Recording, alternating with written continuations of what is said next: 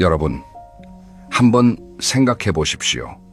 같은 나이, 비슷한 환경에서 살아온 두 사람이 있습니다. 한 분은 어디를 가든 사람들이 먼저 인사를 하고 자리를 내어드리고 의견을 물어봅니다. 그런데 다른 한 분은 가족 모임에서조차 말을 꺼내면 분위기가 싸해집니다.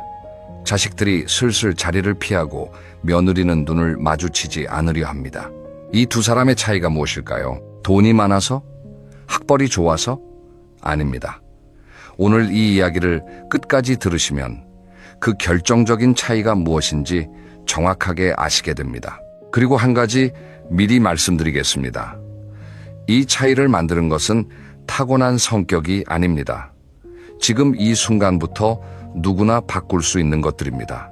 자, 그럼 이야기를 시작하겠습니다. 제가 얼마 전에 한 경로당 앞을 지나가다가 인상 깊은 장면을 목격했습니다. 벤치에 어르신 대여섯 분이 앉아 계셨는데 그중 한 분이 이야기를 하고 계셨습니다.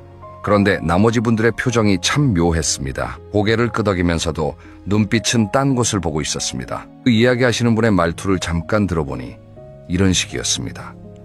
내가 현직에 있을 때는 말이야, 부장급 이하는 나한테 감히 말도 못 걸었어. 내가 한마디 하면 다들 벌벌 떨었다고. 그 자리에 있던 다른 어르신들은 그냥 웃기만 하셨습니다. 그리고 그분이 화장실에 가시니까 한 분이 조용히 말씀하셨습니다. 저 양반은 만날 옛날 자랑이야. 듣는 사람이 힘들어. 반면에 같은 동네에 다른 어르신 한 분이 계셨습니다. 이분은 특별히 높은 자리에 계셨던 분도 아닙니다. 평범한 회사에서 정년 퇴직을 하신 분이었습니다. 그런데 이분이 경로당에 오시면 분위기가 달라집니다. 김 선생 왔어? 여기 앉아, 여기. 사람들이 먼저 자리를 권합니다. 왜 그럴까요? 이분은 다른 사람의 이야기를 참 잘 들어주셨습니다. 누가 손주 자랑을 하면 진심으로 그래요? 얼마나 예쁘겠어요? 하고 맞장구를 쳐주시고, 누가 몸이 아프다고 하면 어디가 불편하세요? 병원은 가보셨어요? 하고 진심으로 걱정해 주셨습니다. 이 두 분의 차이, 바로 여기서부터 존중받는 사람과 무시당하는 사람의 갈림길이 시작됩니다. 자, 그러면 본격적으로 첫 번째 이야기를 해보겠습니다. 존중은 과거의 직함이 아니라 지금 이 순간의 태도에서 온다는 것입니다. 우리 사회에서 어르신들이 가장 많이 하시는 실수 중 하나가 바로 과거의 타이틀에 집착하는 것입니다. 나는 어디 출신이다. 나는 뭘 했던 사람이다. 나는 어느 회사 무슨 직급까지 올라갔던 사람이다. 이런 말들입니다. 물론 살아오신 인생이 자랑스러운 것은 당연합니다. 누구나 열심히 살아온 세월이 있고 그것이 소중한 것은 맞습니다. 하지만 문제는 그 과거가 현재의 나를 대신해 줄 수 없다는 점입니다. 한번 이렇게 비유해 보겠습니다. 학교 다닐 때 반장을 했다고 해서 30년이 지난 동창 모임에서 반장 행세를 하면 어떻게 될까요? 사람들이 존경하겠습니까? 아니요. 이상한 사람 취급을 받겠지요. 마찬가지입니다. 직장에서 부장이었든 이사였든 사장이었든 은퇴한 그 순간부터는 모두 같은 출발선에 서게 됩니다. 그 출발선에서 새롭게 존중을 만들어가야 하는 겁니다. 실제로 제가 아는 한 분의 이야기를 해드리겠습니다.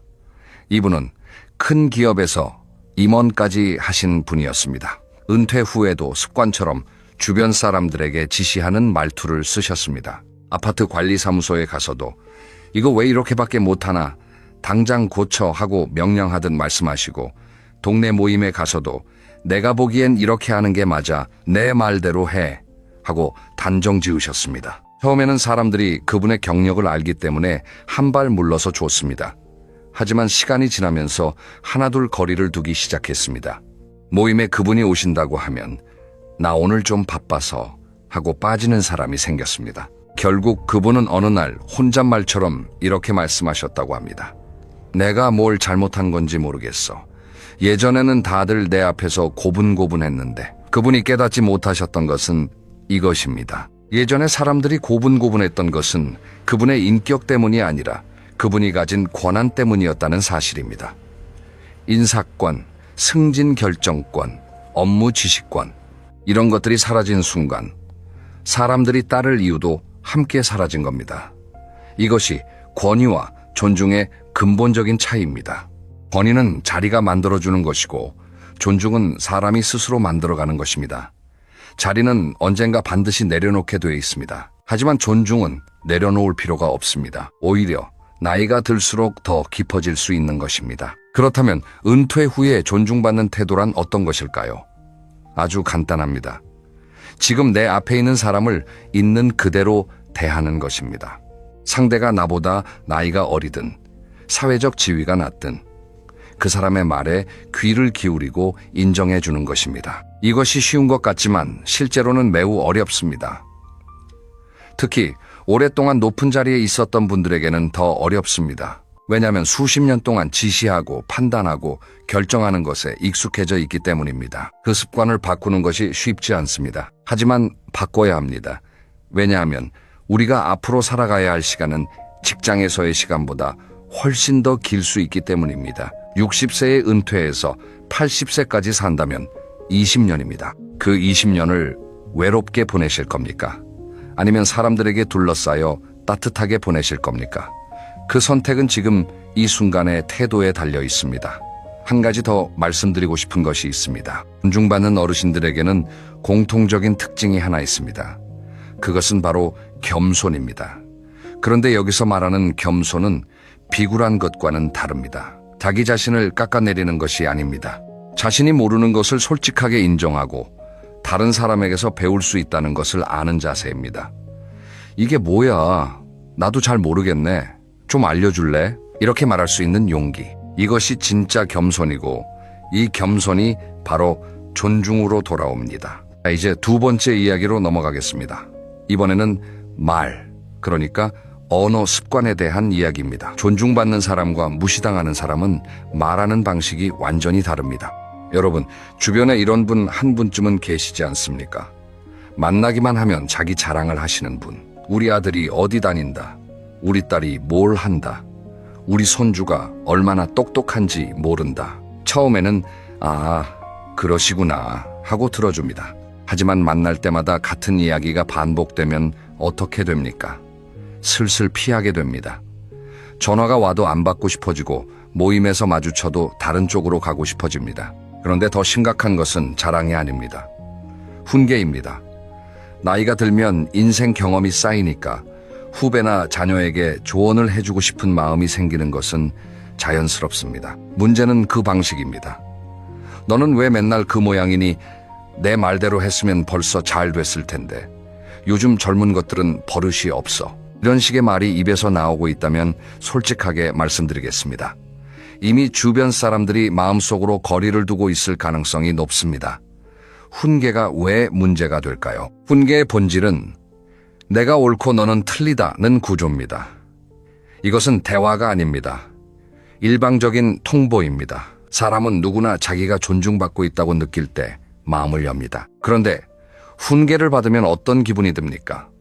내가 무시당하고 있구나. 내가 부족한 사람으로 취급받고 있구나. 이런 느낌이 들지 않겠습니까? 그러니 마음의 문을 닫는 것이 당연합니다. 비교하는 말도 마찬가지입니다. 옆집 아들은 벌써 과장인데 너는 뭐하니? 네 친구 누구는 아이를 셋이나 낳았다며 너는 왜 애를 안 갖니? 이런 말들은 본인은 걱정이 되어서 하는 말이라고 생각할 수 있습니다. 하지만 듣는 사람에게는 칼처럼 꽂힙니다. 존중은커녕 상처만 남기는 말입니다. 그리고 이런 말을 반복하면 결국 어떻게 됩니까? 자녀들이 연락을 피하게 됩니다. 명절에도 안 오려고 합니다. 그리고 그때서야 자식이 불효한다고 한탄을 하시는데 사실은 자식이 불효한 것이 아니라 말이 관계를 망가뜨린 것입니다. 그러면 존중받는 사람들은 어떻게 말할까요? 아주 단순한 차이가 있습니다. 첫째, 이들은 상대방의 말을 끝까지 듣습니다.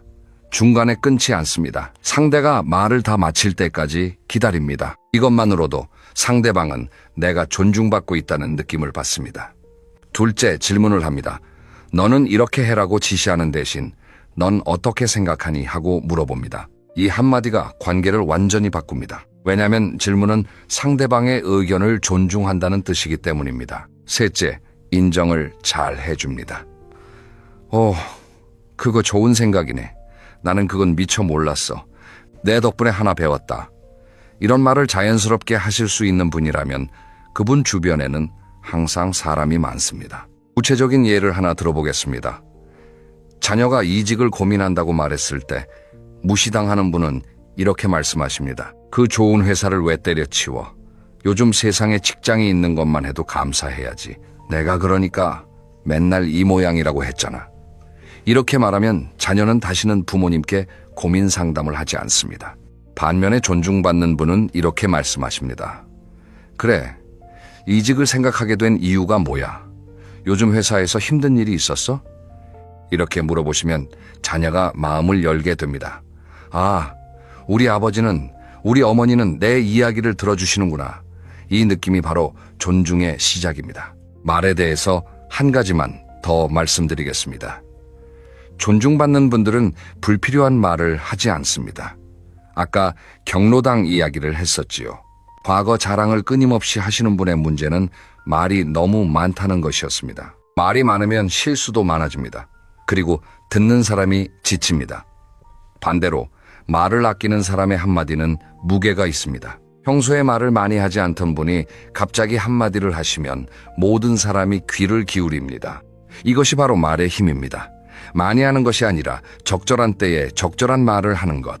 이것이 존중받는 사람의 언어 습관입니다. 그런데 여러분, 여기서 궁금하신 게 있으실 겁니다. 아무리 태도가 좋고 말을 잘해도 현실적으로 중요한 것이 있지 않느냐. 바로 경제적인 부분입니다. 자, 그래서 세 번째 이야기로 넘어가겠습니다. 돈과 건강 이야기입니다. 솔직하게 말씀드리겠습니다.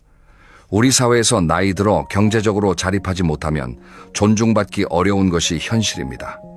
이것은 슬프지만 사실입니다. 자식에게 손을 벌려야 하는 상황이 되면 아무리 좋은 부모라 해도 관계가 불편해질 수밖에 없습니다. 자녀도 자기 가정이 있고 자기 경제적 부담이 있기 때문입니다. 부모가 매달 용돈을 달라고 하면 처음에는 드립니다. 하지만 그것이 1년, 2년, 3년 계속되면 부담이 됩니다. 그리고 그 부담은 어느 순간 짜증이 되고 그 짜증은 무시로 이어지게 됩니다. 그래서 경제적 독립은 단순히 돈 문제가 아닙니다. 존엄의 문제입니다. 내가 벌어서 내가 쓸 수 있다는 것, 내가 필요한 것을 내 힘으로 해결할 수 있다는 것. 이것이 나이 들어서 가장 큰 힘이 됩니다. 액수가 크든 작든 상관없습니다. 중요한 것은 누군가에게 의존하지 않아도 된다는 그 자체입니다. 실제로 주변을 한번 살펴보십시오. 존중받는 어르신들 중에 자녀에게 경제적으로 완전히 의존하는 분이 얼마나 계십니까? 거의 없을 겁니다. 대부분 작은 연금이라도 있고 혹은 소소한 일을 하시면서 자기 생활비는 스스로 해결하시는 분들입니다. 그리고 오히려 자녀에게 가끔 뭔가를 해줄 수 있는 여유가 있는 분들입니다. 손주에게 용돈을 쥐어줄 수 있고 명절에 맛있는 것을 사줄 수 있고 자녀가 힘들 때 조금이라도 보탤 수 있는 분들. 이런 분들은 자연스럽게 존중받습니다. 왜냐하면 받기만 하는 사람이 아니라 줄 수도 있는 사람이기 때문입니다. 그런데 여기서 제가 반드시 강조하고 싶은 것이 있습니다. 돈만으로는 절대 존중을 살 수 없다는 것입니다. 주변에 돈은 많은데 무시당하는 어르신도 분명히 계시지 않습니까? 자녀에게 돈은 주지만 돈으로 사람을 통제하려는 분. 내가 돈을 줬으니까 내 말을 들어라. 내가 아파트 해줬으니까 나한테 잘해야지. 이런 식으로 돈을 무기로 쓰시는 분들은 겉으로는 존중받는 것처럼 보일 수 있지만 실제로는 그렇지 않습니다. 자녀들은 돈 때문에 참는 것이지 진심으로 존경하는 것이 아닙니다. 그리고 그런 관계는 결국 돈이 끊기는 순간 무너집니다. 진짜 존중받기 위한 경제적 독립이란 남에게 폐를 끼치지 않을 정도의 자립을 말하는 것입니다. 화려하게 살 필요는 없습니다. 소박하지만 누구에게도 기대지 않고 당당하게 살 수 있으면 됩니다. 그것이 진짜 경제적 독립이고 그것이 존중의 기반이 됩니다. 이제 건강 이야기를 해보겠습니다. 경제적 독립과 함께 반드시 갖추어야 할 것이 바로 건강입니다. 아니, 어떻게 보면 건강이 돈보다 더 중요할 수 있습니다. 왜냐하면 아무리 돈이 많아도 건강을 잃으면 모든 것이 달라지기 때문입니다. 제가 아는 한 분의 이야기를 해드리겠습니다.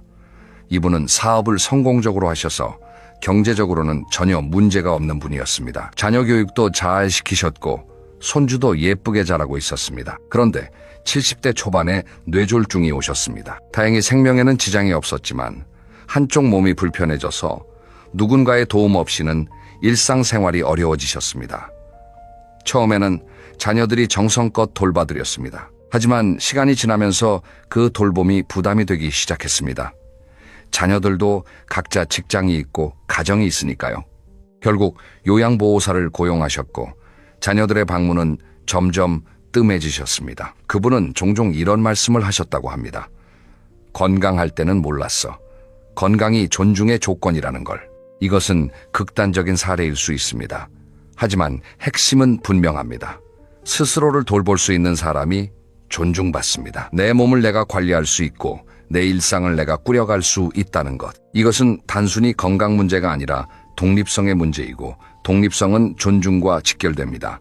그래서 지금 이 순간부터 건강 관리를 하셔야 합니다. 대단한 것을 하라는 게 아닙니다. 매일 30분만 걸으십시오. 밥을 드실 때 채소와 단백질을 챙겨 드십시오.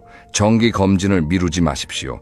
약을 꼬박꼬박 드시고 잠을 충분히 주무십시오. 이것들이 별것 아닌 것처럼 보이지만 10년 후, 20년 후를 결정짓는 작은 습관들입니다. 한 가지 더 말씀드리겠습니다. 건강에서 놓치기 쉬운 것이 정신 건강입니다. 몸이 건강해도 마음이 아프면 사람이 위축됩니다. 우울해지면 말수가 줄어들고 만나는 사람이 줄어들고 활동이 줄어듭니다. 그러면 사회적으로 점점 고립되면 존중받을 기회 자체가 사라집니다. 그래서 정신 건강도 챙기셔야 합니다. 좋아하는 것을 하시고 사람들을 만나시고 웃을 일을 만드십시오. 필요하다면 전문가의 도움을 받는 것도 전혀 부끄러운 일이 아닙니다. 오히려 자기 자신을 챙길 줄 아는 현명한 선택입니다. 자, 정리해 보겠습니다. 경제적 독립과 건강은 존중받기 위한 현실적인 기반입니다. 하지만 이것만으로는 충분하지 않습니다. 돈이 있고 건강해도 사람을 밀어내는 행동을 하면 존중받지 못합니다. 반대로 경제적으로 넉넉하지 않아도 건강이 완벽하지 않아도 태도와 관계가 좋으면 존중받을 수 있습니다. 그래서 지금부터 드리는 네 번째 이야기가 중요합니다. 바로 관계의 기술, 적당한 거리두기에 대한 이야기입니다. 여러분, 자녀를 사랑하시지요? 당연히 사랑하십니다. 세상 어떤 부모가 자식을 사랑하지 않겠습니까? 문제는 사랑의 표현 방식입니다. 많은 부모님들이 사랑한다는 이유로 자녀의 삶에 지나치게 관여합니다. 결혼은 언제 할 거니? 집은 어디로 구할 거니? 아이 교육은 어떻게 시킬 거니? 돈은 어떻게 쓰고 있니? 이 모든 것이 걱정에서 비롯된 것이라는 건 알고 있습니다. 하지만 받아들이는 자녀의 입장에서는 이것이 걱정이 아니라 간섭으로 느껴집니다. 구체적인 상황을 하나 그려보겠습니다. 며느리가 아이를 자기 방식으로 키우고 있습니다. 요즘 육아 트렌드가 예전과 많이 다르지 않습니까? 아기 때 이유식을 만드는 방법도 다르고 훈육하는 방법도 다릅니다. 그런데 시어머니가 매번 이렇게 말씀하십니다. 우리 때는 그렇게 안 했어. 그렇게 하면 아이가 버릇 없어져. 내가 해봐서 아는데 이게 맞아. 이런 말씀을 반복하시면 며느리는 어떤 마음이 들겠습니까? 내가 무능한 엄마로 취급받고 있구나.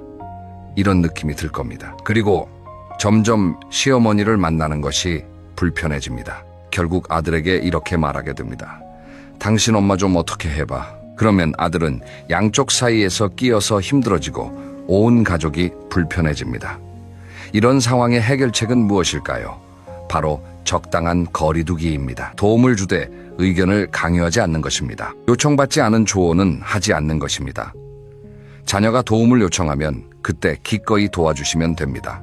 하지만 요청하지 않았는데 먼저 나서서 이래라 저래라 하시면 그것은 도움이 아니라 간섭이 됩니다. 존중받는 부모님들의 공통점을 한번 살펴보겠습니다. 이분들은 자녀의 가정에 깊이 관여하지 않습니다. 자녀가 알아서 잘할 거라고 믿어줍니다.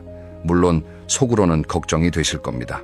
하지만 그 걱정을 입 밖으로 매번 꺼내지 않습니다. 대신 조용히 지켜보면서 정말 필요한 순간에만 한마디 하십니다. 그 한마디가 훨씬 더 무게가 있고 자녀도 그 말에 진심으로 귀를 기울이게 됩니다. 한 가지 비유를 들어보겠습니다. 연을 날려보신 적 있으십니까?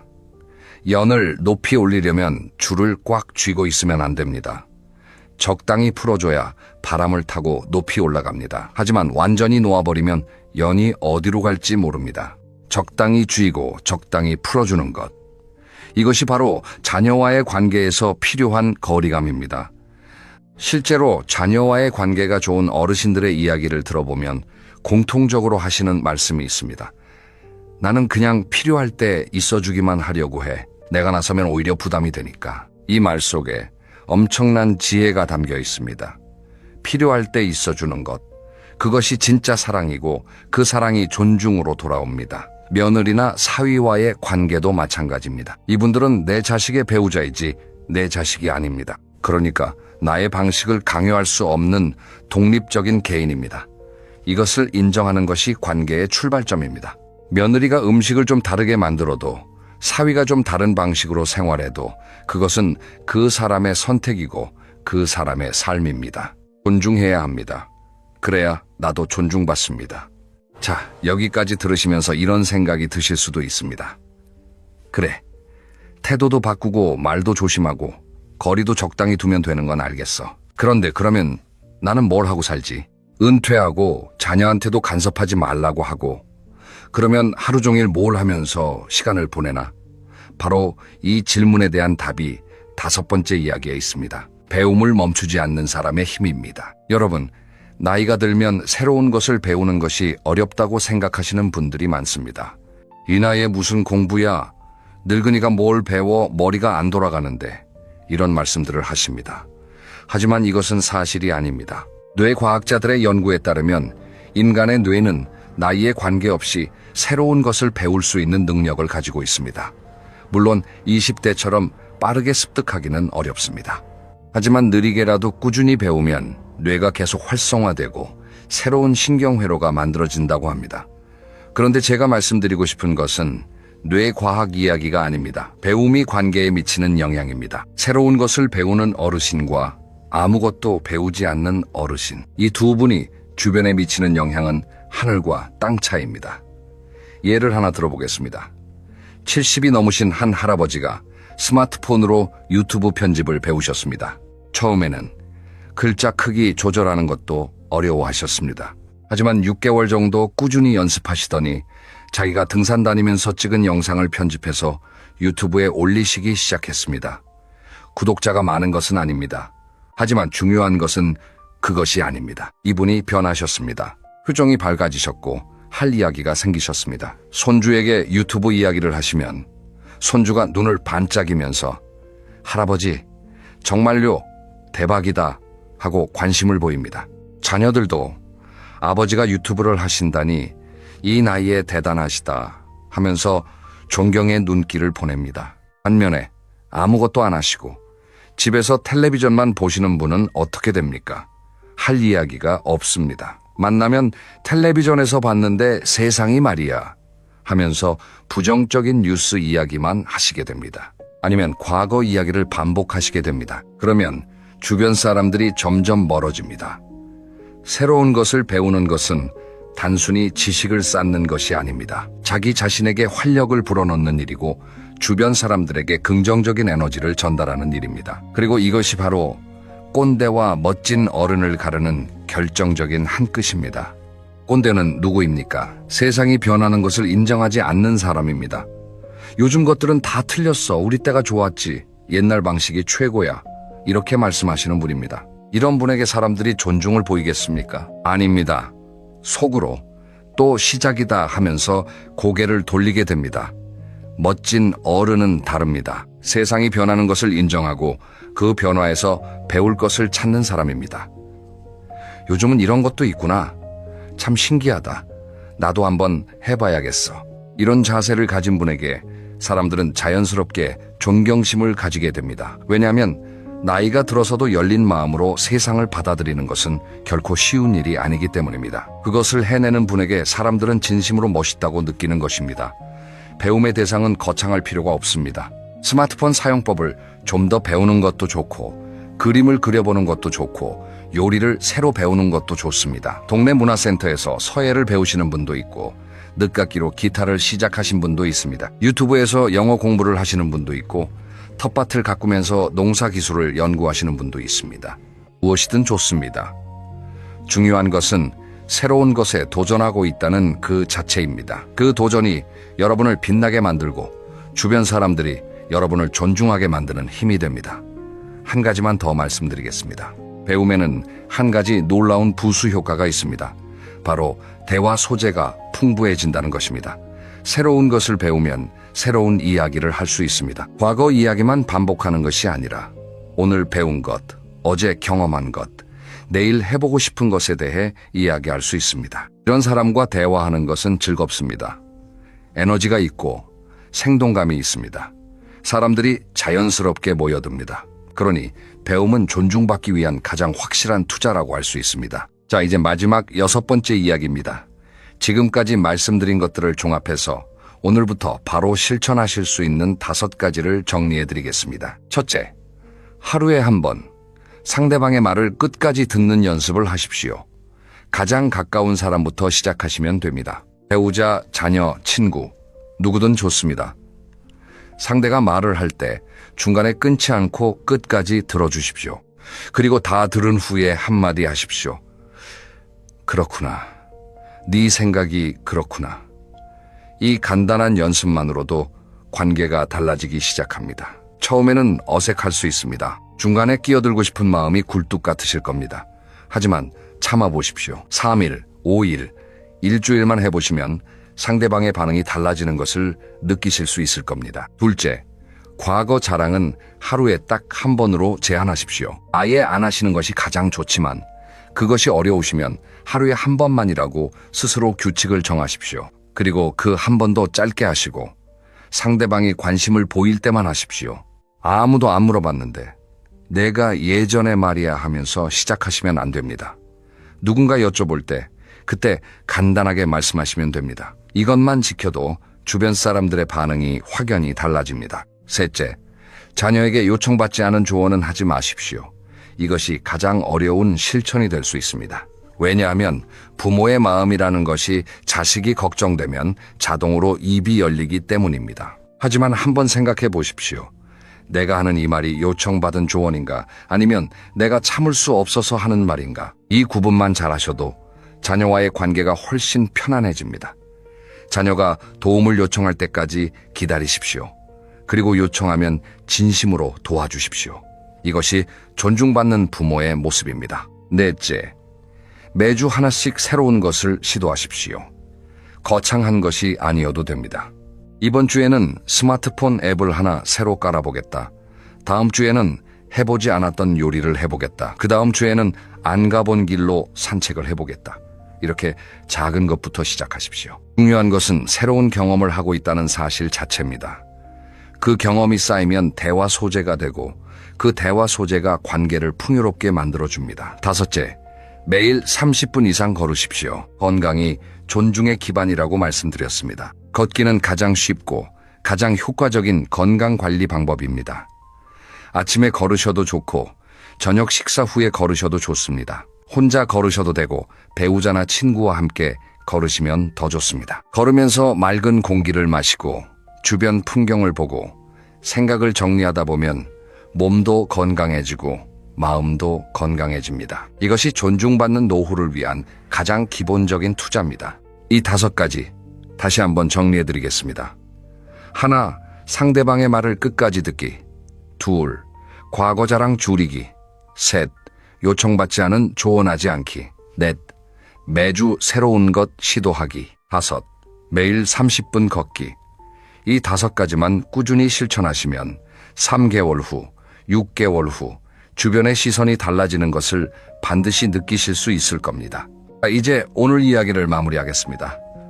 오늘 긴 시간 동안 함께 해주셔서 감사합니다. 오늘 말씀드린 것을 한 문장으로 정리하면 이렇습니다. 존중은 나이에서 오는 것이 아니라 태도에서 오는 것이다. 과거의 직함이 아니라 지금의 모습이, 내가 하는 말이 아니라 내가 듣는 자세가, 내가 가진 것이 아니라 내가 베푸는 것이 존중을 만듭니다. 그리고 그 존중은 결코 거저 주어지는 것이 아닙니다. 매일매일 작은 노력으로 쌓아가는 것입니다. 어르신, 우리 모두 나이 먹는 것은 막을 수 없습니다. 하지만 어떻게 나이 드느냐는 선택할 수 있습니다. 오늘 이 영상을 보신 것만으로도 이미 첫걸음을 내디디신 겁니다.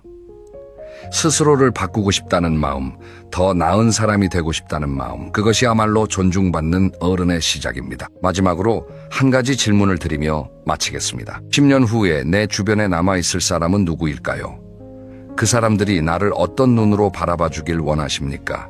그 눈빛 속에 존경이 담겨 있기를 바라신다면 오늘부터 시작하십시오. 지금이 가장 빠른 때입니다. 다음 영상에서는 나이 들수록 반드시 멀리해야 할 사람의 특징에 대해 이야기해 보겠습니다. 내 곁에 두면 나를 병들게 하는 사람이 누구인지, 어떻게 구별하고 어떻게 거리를 두어야 하는지 구체적인 방법까지 알려드리겠습니다. 궁금하시면 구독과 알림 설정을 눌러주십시오. 그러면 새 영상이 올라올 때 바로 알림을 받으실 수 있습니다.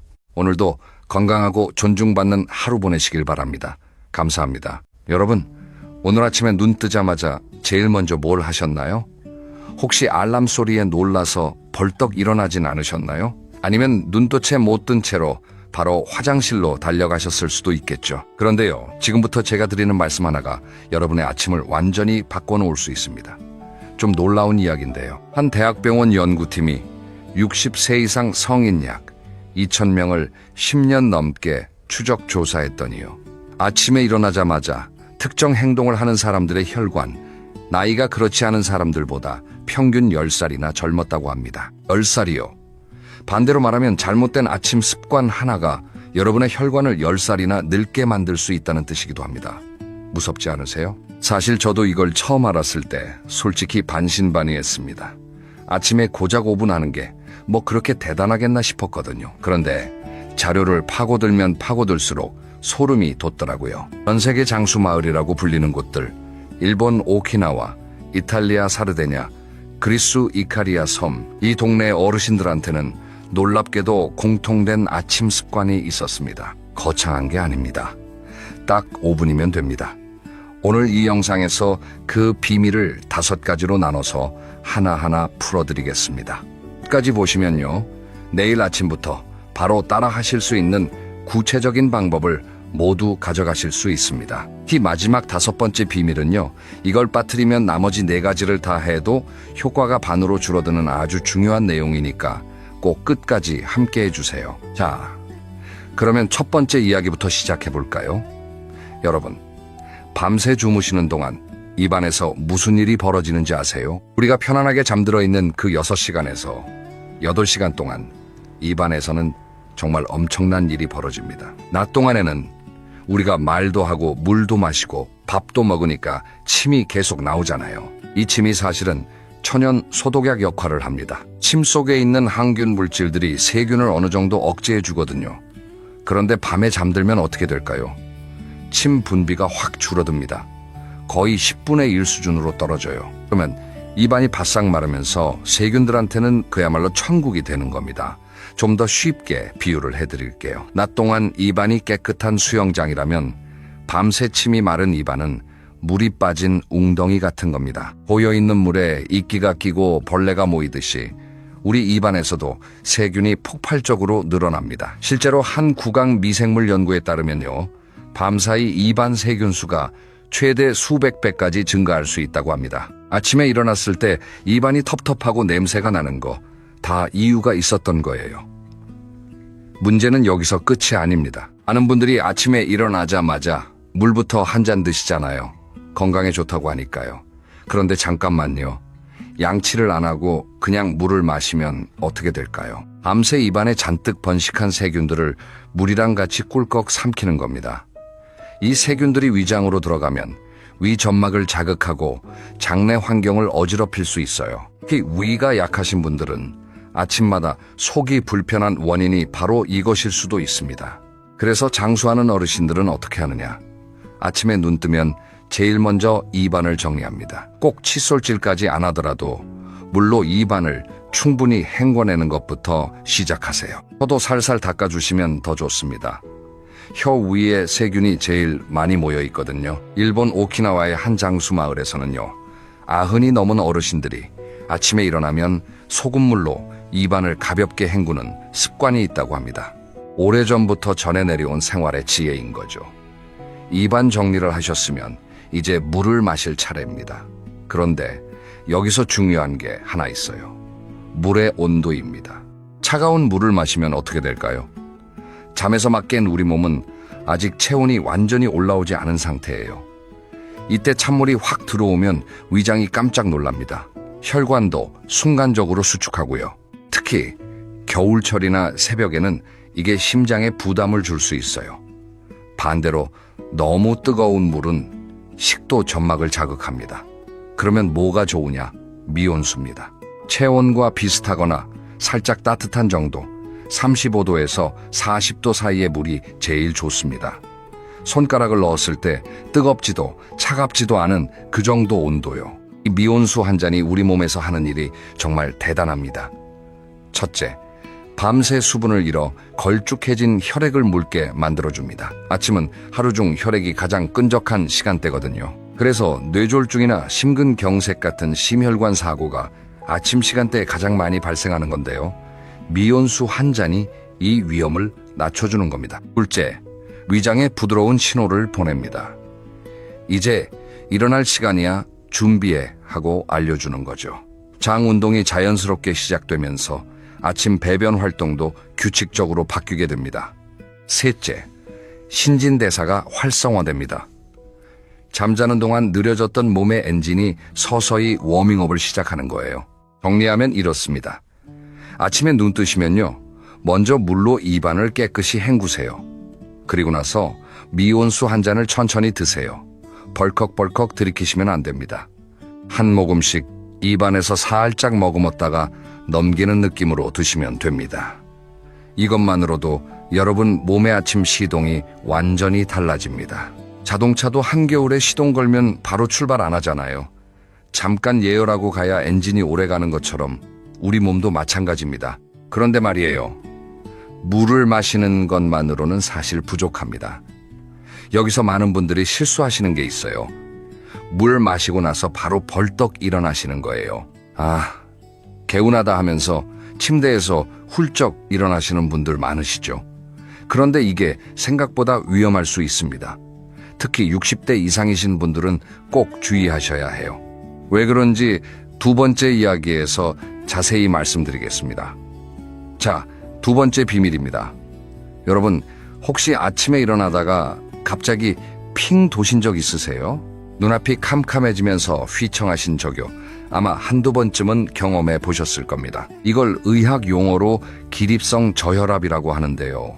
쉽게 말하면 갑자기 일어설 때 피가 머리까지 제대로 올라오지 못해서 생기는 현상입니다. 젊을 때는 혈관이 탄력이 좋으니까 금방 적응하는데 나이가 들수록 혈관벽이 딱딱해지면서 이 적응 속도가 느려져요. 그래서 갑자기 벌떡 일어나면 순간적으로 뇌에 피가 모자라게 되는 겁니다. 이게 단순히 어지러운 것으로 끝나면 다행인데요. 문제는 이 순간에 넘어지는 거예요. 한 노인의학 통계를 보면요. 70대 이상 어르신들의 낙상사고 중 약 30%가 아침 기상 직후에 발생한다고 합니다. 30%면 거의 3건 중 1건이에요. 넘어지면서 고관절이 부러지고 그게 수술로 이어지고 회복이 늦어지면서 건강이 급격하게 나빠지는 경우가 정말 많습니다. 어르신들 사이에서 넘어지면 끝이다라는 말이 괜히 나온 게 아닙니다. 그러면 어떻게 해야 할까요? 장수하는 분들의 비밀은 바로 여기에 있습니다. 바로 일어나지 않는 겁니다. 눈을 뜨고 나서 최소 1분에서 2분 정도는 누운 채로 몸을 천천히 깨워줍니다. 이때 하는 게 바로 발끝치기와 기지개입니다. 발끝치기라는 게 뭐냐면요. 정말 간단합니다. 누워 계신 상태에서 양발을 가지런히 모아보세요. 그리고 발끝을 서로 톡톡 부딪혀주는 겁니다. 좌우로 벌렸다가 모으면서 발 안쪽을 탁탁탁 치는 거예요. 이걸 한 30번에서 50번 정도 반복하시면 됩니다. 빠르게 하실 필요 없어요. 천천히 리듬감 있게 톡톡톡 하시면 됩니다. 이 단순한 동작이 왜 좋으냐면요. 첫째, 발을 움직이면 종아리 근육이 같이 수축과 이완을 반복합니다. 종아리는 우리 몸의 제2의 심장이라고 불리는 곳이에요. 다리 쪽에 몰려있던 혈액을 심장 쪽으로 다시 올려보내는 펌프 역할을 하거든요. 밤새 누워있으면 혈액이 아래쪽에 고여있는데 발끝치기를 하면 이 피가 다시 순환하기 시작합니다. 둘째, 발목 관절이 부드럽게 풀립니다. 밤새 굳어있던 관절에 윤활유를 쳐주는 것과 같아요. 일어났을 때 발목이 삐끗하거나 무릎이 뻣뻣한 느낌이 훨씬 줄어듭니다. 셋째, 한의학에서 말하는 용천혈이라는 혈자리가 발바닥 앞쪽에 있는데요. 발끝을 부딪힐 때 이 부분이 자극됩니다. 용천이라는 이름 자체가 샘물이 솟아오른다는 뜻이에요. 생명에너지가 솟아오르는 자리라는 거죠. 실제로 이 혈자리를 자극하면 혈압 안정과 피로 회복에 도움이 된다는 한의학 연구 결과들이 있습니다.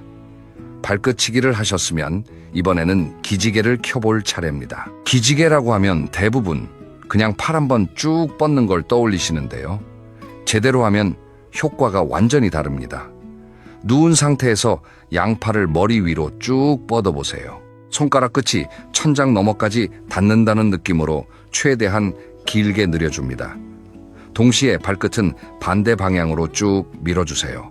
위아래로 온몸이 쭉 늘어나는 느낌이 드실 겁니다. 이 상태에서 크게 숨을 들이쉬고 5초 정도 버텨보세요. 그리고 후 하고 내쉬면서 힘을 풀어주시면 됩니다. 이걸 3번에서 5번 반복하세요. 이 동작을 하면 척추 사이사이에 있는 디스크, 그러니까 추간판에 수분이 다시 흡수되면서 디스크가 통통하게 살아납니다. 밤새 누워있으면 디스크가 팽창해 있는 상태인데 기지개로 부드럽게 자극을 주면 척추가 하루를 맞이할 준비를 하는 거예요. 또 온몸의 근막이 한꺼번에 스트레칭이 되니까 혈액순환이 확 좋아지고요. 림프액순환도 촉진돼서 붓기가 빠지는 효과도 있습니다. 여기서 하나 더 추가하면 좋은 동작이 있는데요. 무릎 끌어안기입니다. 누운 상태에서 양무릎을 가슴 쪽으로 끌어안아 보세요. 그리고 좌우로 살살 굴려주시는 겁니다. 마치 흔들리자처럼 좌로 갔다, 우로 갔다 하시면 돼요. 이렇게 하면 허리 근육이 이완되면서 밤새 뻣뻣했던 허리가 풀립니다. 디스크나 협착증이 있으신 분들도 이 동작은 무리 없이 하실 수 있어요. 다만 통증이 심하신 분들은 범위를 작게 해서 살살 하셔야 합니다. 이 3가지 동작, 발끝치기, 기지개, 무릎 끌어안기 다 합쳐도 2분이면 충분합니다. 2분의 투자로 하루 종일 몸이 가벼워지고 낙상 위험은 확 줄어들고 혈액순환은 좋아지니까 이보다 가성비 좋은 건강 투자가 어디 있겠어요. 자, 이제 몸은 깨어났습니다. 그런데 아직 하나가 덜 깨어났어요. 바로 우리의 뇌입니다. 몸은 움직이기 시작했는데 머리는 아직 멍하고 흐릿한 느낌. 다들 아시죠? 3번째 비밀은 바로 이 뇌를 확 깨워주는 습관입니다. 여러분, 우리 뇌 속에 세로토닌이라는 물질이 있다는 거 들어보셨죠? 흔히 행복 호르몬이라고 부르는데요. 이 세로토닌이 부족하면 우울하고 짜증이 잘 나고 의욕이 없어지고 밤에 잠도 잘 안 옵니다. 그런데 이 소중한 세로토닌을 만드는 가장 간단하고 강력한 방법이 뭔지 아세요? 바로 아침 햇빛입니다. 우리 눈에 아침 햇빛이 들어오면 망막을 통해서 뇌 깊숙한 곳에 있는 시상하부라는 부위에 신호가 전달됩니다. 이 시상하부가 바로 우리 몸의 생체 시계를 관장하는 곳이에요. 과학자들은 이걸 서카디언 리듬이라고 부릅니다. 쉽게 말하면 24시간 주기로 돌아가는 몸 안의 시계인 거죠. 아침 햇빛은 이 시계의 리셋 버튼과 같습니다. 매일 아침 햇빛을 쬐면 몸이 지금이 낮이구나, 활동할 시간이구나 하고 인식하면서 세로토닌 분비를 확 올려줍니다. 그러면 낮 동안 기분이 좋고 활력이 넘치고 밤이 되면 이 세로토닌이 멜라토닌이라는 수면 호르몬으로 바뀌면서 깊은 잠을 잘 수 있게 해줍니다. 이게 바로 선순환이에요. 아침 햇빛을 잘 쬐면 낮에 활기차고 밤에 푹 자고 푹 자면 다음날 아침이 또 개운하고 반대로 아침에 햇빛을 못 쬐면 세로토닌이 부족해지고 낮에 멍하고 밤에 잠이 안 오고 그러다 보면 악순환에 빠지는 겁니다. 특히 겨울철에 우울감이 심해지시는 분들, 이른바 계절성 우울증이라고 하는데요. 이것도 햇빛 부족과 깊은 관련이 있습니다. 그러면 아침 햇빛을 어떻게 쬐는 게 좋을까요? 거창하게 생각하실 필요 없습니다. 아침에 일어나시면 제일 먼저 커튼을 활짝 열어주세요. 그리고 창가에 서서 한 3분에서 5분 정도 바깥을 바라봐 주시면 됩니다. 이때 선글라스는 쓰시면 안 돼요. 눈으로 빛이 들어와야 효과가 있으니까요. 물론 태양을 직접 쳐다보시라는 건 아닙니다. 밝은 하늘을 자연스럽게 바라보시는 것만으로 충분합니다. 날씨가 흐리더라도 괜찮아요. 흐린 날의 자연광도 실내 조명보다 훨씬 빡습니다. 실내 형광등이 보통 300에서 500 럭스 정도인데요. 흐린 날 바깥이 한 2000에서 5000 럭스, 맑은 날에는 10,000 럭스가 넘거든요. 비교가 안 되죠. 여기에 하나를 더하면 금상첨화입니다. 바로 환기예요. 창문을 열어서 신선한 공기를 들여보내주세요. 밤새 닫힌 방 안에는 이산화탄소가 쌓여 있습니다. 우리가 숨 쉴 때마다 이산화탄소를 내뿜잖아요. 8시간 동안 문 닫고 자면 방 안에 이산화탄소 농도가 꽤 올라가 있어요. 이게 높으면 머리가 무겁고 집중이 안 되고 피로감이 느껴집니다. 아침에 일어났는데도 개운하지 않은 이유 중 하나가 바로 이겁니다. 창문을 열면 신선한 산소가 들어오면서 뇌가 확 깨어납니다. 3분에서 5분만 환기를 시켜도 실내 공기질이 확연히 달라져요. 추운 겨울에는 잠깐이라도 좋으니까 꼭 환기를 해주세요. 찬 공기가 들어오면서 오히려 정신이 번쩍 들기도 하거든요. 북유럽 나라들, 특히 스웨덴이나 노르웨이 같은 곳은 겨울이 길고 해가 짧잖아요. 그래서 이 나라들에서는 아침빛 치료라는 개념이 아주 보편화되어 있습니다. 특수 조명을 써서라도 아침에 밝은 빛을 쬐는 거예요. 그만큼 아침 햇빛이 건강에 미치는 영향이 과학적으로 검증되어 있다는 뜻이기도 합니다. 우리는 다행히 사계절이 뚜렷하고 햇빛이 풍부한 나라에 살고 있으니까 이 자연의 선물을 매일 아침 공짜로 누리지 않을 이유가 없겠죠? 자, 여기까지 들으시면서 나도 해봐야겠다 하시는 분들 계시죠? 이 내용이 도움이 되신다면 구독과 좋아요 한번 눌러주세요. 여러분의 그 작은 응원이 이런 건강 정보를 더 많이 만들 수 있는 큰 힘이 됩니다. 그리고 주변에 건강 걱정하시는 부모님이나 친구분이 계시면 이 영상 꼭 공유해 주세요. 자, 이제 4번째 비밀로 넘어가 볼게요. 여기서부터가 좀 색다른 이야기입니다. 명상이라고 하면 어떤 느낌이 드세요? 절에서 스님들이 하는 거? 뭔가 어렵고 대단한 거? 가부좌 틀고 앉아서 몇 시간씩 옴 하는 거? 아마 대부분 이런 이미지를 떠올리실 거예요. 그래서 나는 그런 거 못해 하시는 분들이 정말 많습니다. 그런데요, 제가 말씀드리는 아침 명상은 그런 게 아닙니다. 거창한 게 아니에요. 딱 2분이면 됩니다. 그냥 가만히 앉아서 숨을 쉬는 겁니다. 그게 다예요. 이걸 저는 몸의 채널 맞추기라고 부릅니다. 라디오 주파수를 맞추듯이 내 몸의 주파수를 맞추는 시간이에요. 방법을 알려드릴게요. 정말 간단합니다.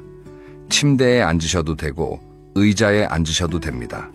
편한 자세로 앉아서 눈을 살짝 감아주세요. 그리고 코로 천천히 숨을 들이쉽니다. 하나, 둘, 셋, 넷, 4초 동안 들이쉬세요. 그 다음 잠깐 멈추고요. 이번에는 입으로 천천히 내쉽니다. 하나, 둘, 셋, 넷, 5, 6, 7, 7초 동안 내쉬는 거예요. 들이쉬는 것보다 내쉬는 걸 더 길게 하는 게 포인트입니다. 이걸 10번 정도 반복하시면 대략 2분이 됩니다.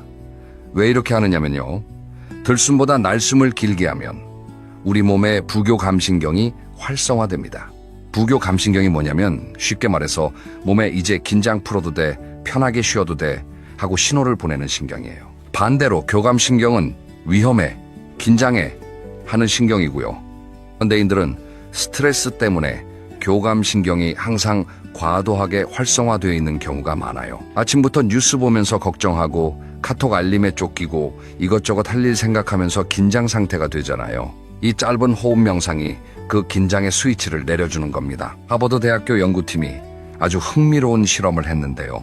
명상을 전혀 해본 적 없는 사람들에게 매일 짧은 명상을 8주 동안 하게 했더니 뇌에서 놀라운 변화가 관찰됐습니다. 기억과 학습을 담당하는 해마라는 부위의 회백질 밀도가 실제로 증가한 겁니다. 쉽게 말하면 뇌 세포가 더 촘촘해졌다는 뜻이에요. 반대로 스트레스와 불안을 처리하는 편도체라는 부위는 크기가 줄어들었고요. 뇌가 스트레스에 덜 반응하게 바뀐 겁니다. 8주, 그러니까 약 2개월 만에요. 이건 치매 예방과도 직결됩니다.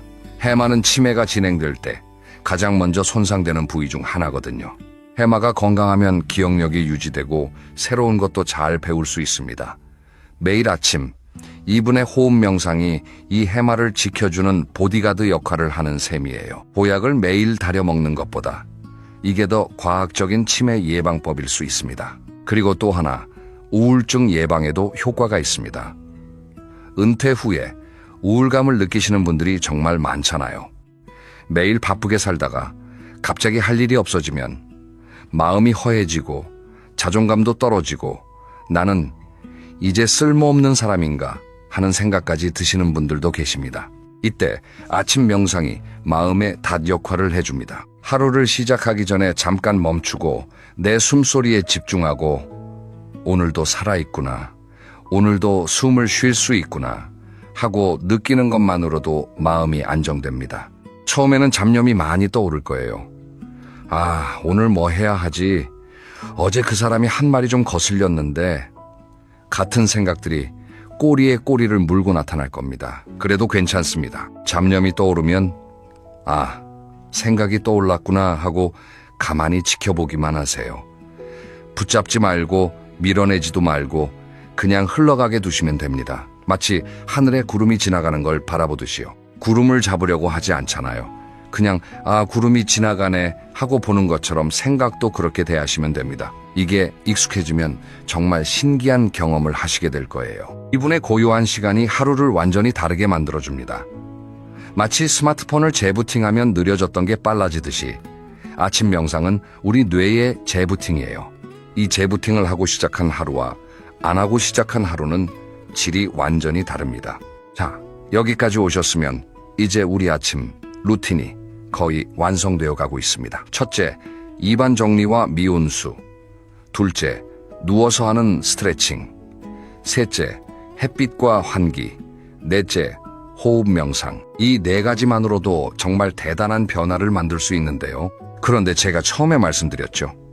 이 모든 걸 다 해도 한 가지를 빠뜨리면 효과가 반으로 줄어든다고요.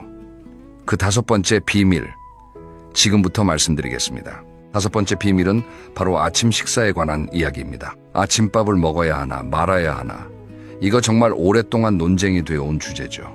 어렸을 때부터 아침밥은 꼭 먹어야 한다고 배웠잖아요. 아침을 걸으면 머리가 안 돌아간다. 아침을 안 먹으면 살이 찐다.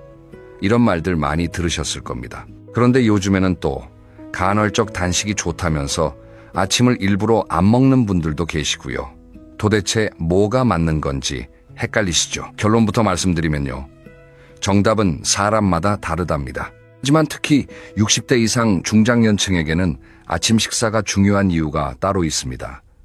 나이가 들수록 근육이 줄어드는 속도가 빨라져요. 이걸 근감소증, 의학용어로 사르코페니아라고 하는데요. 40대부터 매년 근육이 약 1%씩 줄어들고 70대 이후에는 그 속도가 더 빨라집니다. 근육이 줄어들면 기초 대사량이 떨어지고 활동량이 줄고 면역력도 약해지고 넘어졌을 때 뼈를 보호해줄 쿠션도 없어지는 거예요. 그래서 시니어에게는 아침에 단백질을 챙겨 먹는 것이 특별히 중요합니다. 그런데 여기서 주의할 점이 있어요. 아침에 일어나자마자 바로 밥을 먹으시면 안 됩니다. 왜냐하면 아직 위장이 완전히 깨어나지 않은 상태거든요. 비유를 하자면 아직 준비 운동도 안 한 선수한테 갑자기 뛰어 하는 것과 같아요. 먼저 미온수를 마시고 가벼운 스트레칭을 하고 최소한 30분에서 1시간 정도 지난 후에 아침 식사를 하시는 게 좋습니다. 우리가 앞에서 배운 루틴을 다 하고 나면 자연스럽게 그 정도 시간이 되니까 타이밍이 딱 맞는 거예요. 그러면 아침에 뭘 먹어야 좋을까요? 핵심은 두 가지입니다. 단백질과 식이섬유. 이 두 가지를 중심으로 드시면 됩니다. 단백질은 달걀이 가장 간편하고 효과적입니다. 달걀 1개, 단백질이 약 7g 들어있는데요. 아침에 달걀 2개만 드셔도 약 14g의 단백질을 섭취할 수 있습니다. 삶은 달걀, 달걀 프라이, 스크램블, 뭐든 좋아요. 간편하게 드시면 됩니다. 두부도 훌륭합니다. 두부 반모에 단백질이 약 10g 정도 들어있거든요. 된장찌개에 두부 넣어 드시는 것도 좋고 그냥 부침으로 해 드셔도 좋습니다. 그리고 우유나 요거트도 좋은 단백질 공급원이에요. 식이섬유는 왜 중요하냐면요. 아침에 장 활동을 도와주고 혈당이 급격히 오르는 걸 막아줍니다. 흰 쌀밥만 드시면 혈당이 확 올랐다가 확 떨어지면서 오전 중에 나른해지고 졸려질 수 있어요. 그래서 잡곡밥이나 현미밥을 드시거나 채소 반찬을 꼭 곁들여 주시는 게 좋습니다. 김치, 나물, 미역, 시금치 이런 것들이 다 식이섬유가 풍부하죠. 반대로 아침에 피해야 할 것들도 있습니다. 첫째, 빈속의 커피는 좋지 않습니다. 커피의 카페인이 위산 분비를 촉진하는데요. 빈속에 마시면 위벽이 직접 공격을 받게 됩니다. 위염이나 속쓰림의 원인이 될 수 있어요. 커피를 드시고 싶으시면 꼭 뭔가를 드신 후에 마셔주세요. 둘째, 과일 주스를 아침 대용으로 드시는 분들이 계신데요. 시판 주스에는 당분이 정말 많이 들어있습니다. 과일을 통째로 드시는 건 괜찮지만 갈거나 짜서 주스로 만들면 식이섬유는 빠지고 당분만 남게 돼요.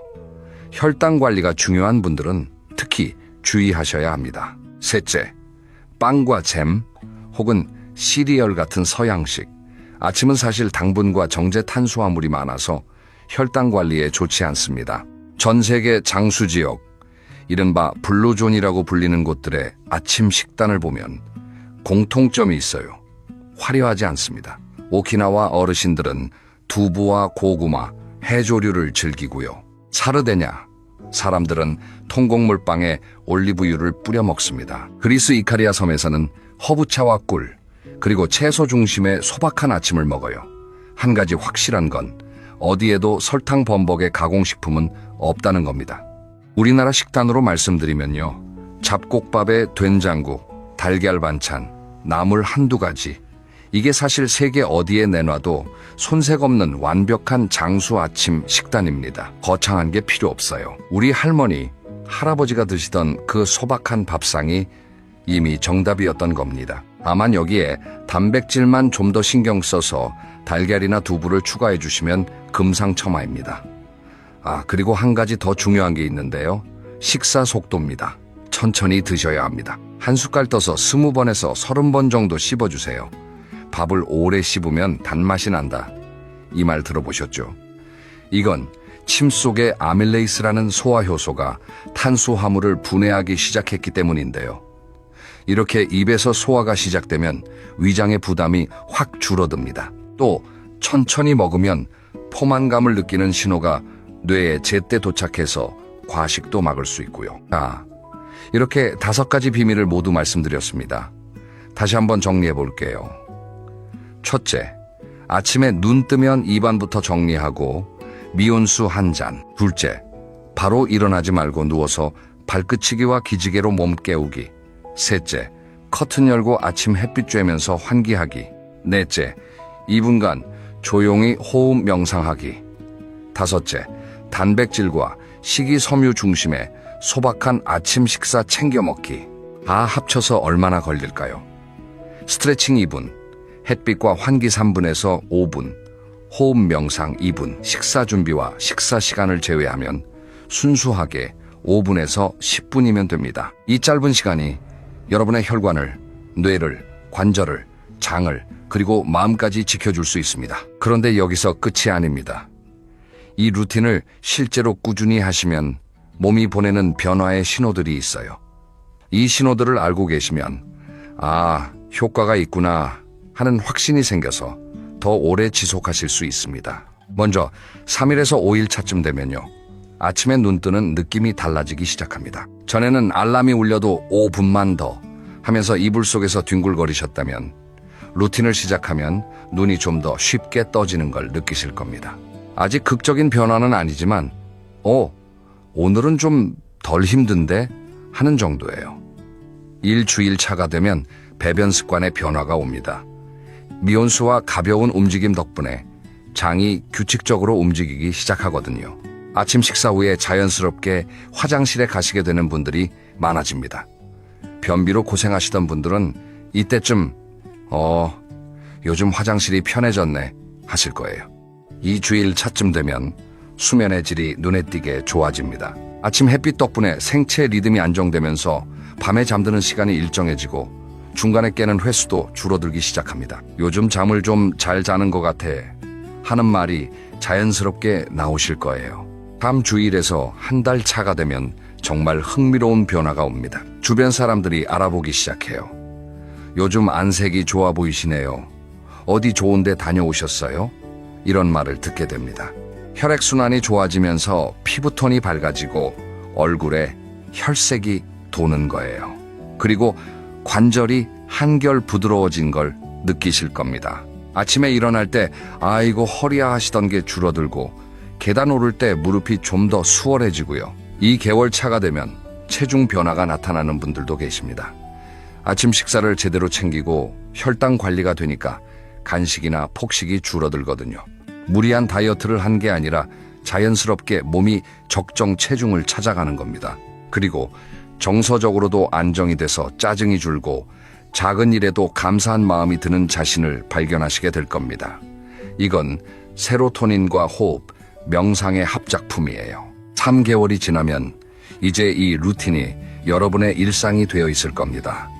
마치 아침에 세수하는 것처럼 의식하지 않아도 자연스럽게 몸이 움직이는 거예요. 그리고 하루라도 이 루틴을 안 하면 뭔가 허전하고 찝찝한 느낌이 들기 시작합니다. 그때쯤이면 여러분의 몸이 이미 달라져 있을 겁니다. 혈압이 안정되고 혈당 관리가 수월해지고 관절이 유연해지고 잠을 깊이 자고 마음이 평온해지는 것.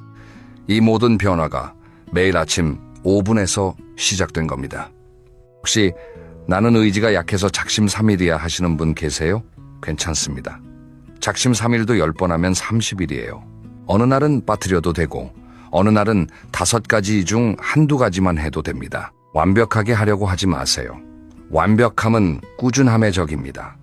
오늘 미온수 한 잔만 마셔도 성공이고 내일 거기에 기지개 한 번만 추가하면 더 큰 성공입니다. 이렇게 조금씩 천천히 자기 속도에 맞춰 가시면 됩니다. 복리 효과라는 말 아시죠? 은행에 돈을 넣어두면 이자에 이자가 붙어서 시간이 지날수록 눈덩이처럼 불어나는 거요. 건강 습관도 똑같습니다. 오늘 5분, 내일 5분, 모레 또 5분. 하루하루는 작아 보여도 이게 쌓이면 엄청난 차이를 만들어냅니다. 1년이면 365번, 10년이면 3650번의 아침이 쌓이는 거예요. 그 하나하나가 여러분의 건강 통장에 적금을 넣는 겁니다. 그리고 이 적금은 이자율이 어마어마합니다. 실제로 한 장수 연구에서 흥미로운 결과가 있었는데요. 건강한 생활 습관을 유지하는 사람은 그렇지 않은 사람에 비해 평균 수명이 10년 이상 길었다고 합니다. 10년이요. 그것도 단순히 오래 사는 게 아니라 건강하게 오래 사는, 이른바 건강 수명이 길어지는 거예요. 병원 침대에 누워서 보내는 10년과 자기 발로 걸어다니면서 손자, 손녀, 손잡고 공원 가는 10년. 어떤 게 더 좋으세요? 당연히 후자겠죠. 여러분, 인생에서 가장 좋은 시작 시점이 언제인지 아세요? 20년 전이에요. 그리고 그 다음으로 좋은 시점은 바로 오늘입니다. 20년 전에 시작했으면 좋았겠지만 지금 시작해도 절대 늦지 않았습니다. 우리 몸은 나이와 상관없이 좋은 자극에 반응하도록 설계되어 있거든요. 80대에 운동을 시작해도 근력이 늘어나고 90대에 뇌 훈련을 해도 인지 기능이 개선된다는 연구 결과들이 실제로 있습니다. 그러니까 나는 이미 늦었어 라는 생각은 접어두세요.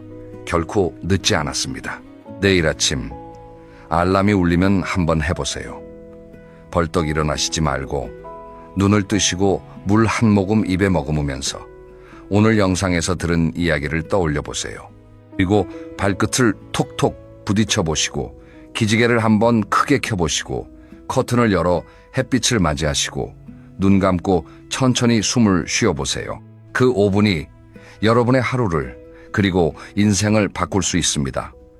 저는 진심으로 그렇게 믿습니다. 오늘 영상이 도움이 되셨다면요.